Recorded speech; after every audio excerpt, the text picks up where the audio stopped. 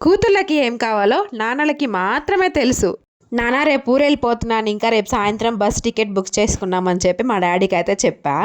ఆగాగి ఇప్పుడే వస్తా అని చెప్పి మా నాన్న బిర్యానీ తేవడానికి అయితే వెళ్ళారు. అదేంటి నాన్న సడన్గా బిర్యానీ అంటే, మళ్ళీ రేపు నువ్వు ఊరెళ్ళిపోతావు కదమ్మా, మళ్ళీ ఎప్పుడు వస్తావో ఏమో, అసలే నీకు బిర్యానీ అంటే ఇష్టం అని చెప్పేసి అప్పటికప్పుడు వెళ్ళి బిర్యానీ అయితే తీసుకొచ్చేసారు.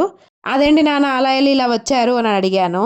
మన కట్లర్తి సెంటర్లోనే కదమ్మా బిర్యానీ పాయింట్ ఉంది, అదే మన ఆయాస్ బిర్యానీ పాయింట్లోనే తెచ్చాను, అందుకే అలా వెళ్ళి ఇలా వచ్చాను అన్నారు.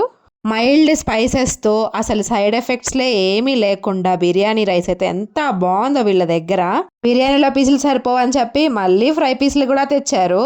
ఇది కూడా సరిపోతుందో లేదో అని చెప్పేసి చికెన్ కర్రీ కూడా తెచ్చారు. అంత ప్రేమగా తెస్తే మనం మొదలు పెడతామా, ఒక్క ముద్ద కూడా మిగిల్చకుండా బిర్యానీ పీసులు, కర్రీలో చికెన్ ఫ్రై పీసులు అన్నీ లాగిచ్చేసాం.